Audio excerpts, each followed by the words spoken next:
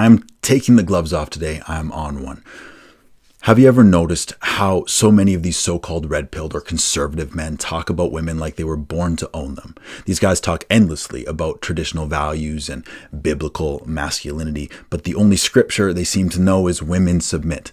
Nothing about love, nothing about service, nothing about how Jesus washed feet. You can tell that it's not about God, it is about ego. In a fight, you protect your ribs because your ribs protect your vitals. It says to lay down your life for her and not just physically. These guys want blind obedience, not partnership. Control, not commitment. They want to be kings, but they haven't even learned how to be men. Bro, most of y'all don't even know the first thing about leadership. My business has over 50 employees, and if I walked around demanding subservience from a place of high entitlement and low competence, how much respect would I command?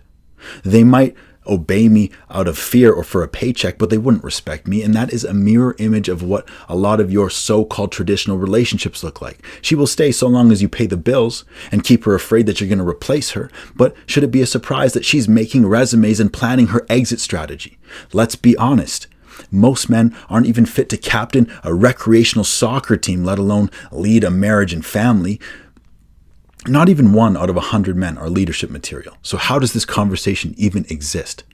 Because default superiority is easier than developing maturity. They'll say men are meant to lead. Okay, but where are you leading people?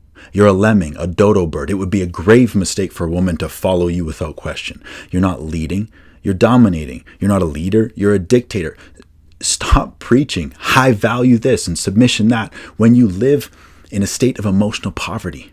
I'm not perfect either. My ego still gets the best of me all the time. I've gotten it wrong so many times. But some of the most masculine leadership qualities that I have gained have come from attuning to and protecting the woman beside me. John Gottman, one of the world's leading relationship psychologists, says, the most important thing a man can learn to do is to listen to and allow the influence of the woman in his life. Women see things we don't. They have access to wisdom that we need. Leaders don't demand submission. They inspire trust. Authority is not taken. It is given through integrity, sacrifice, and love. So maybe some of these traditional men need to stop quoting scripture and start living it. Because if your masculinity requires a woman to be a doormat just so you can feel like the big man, then it was never masculinity in the first place.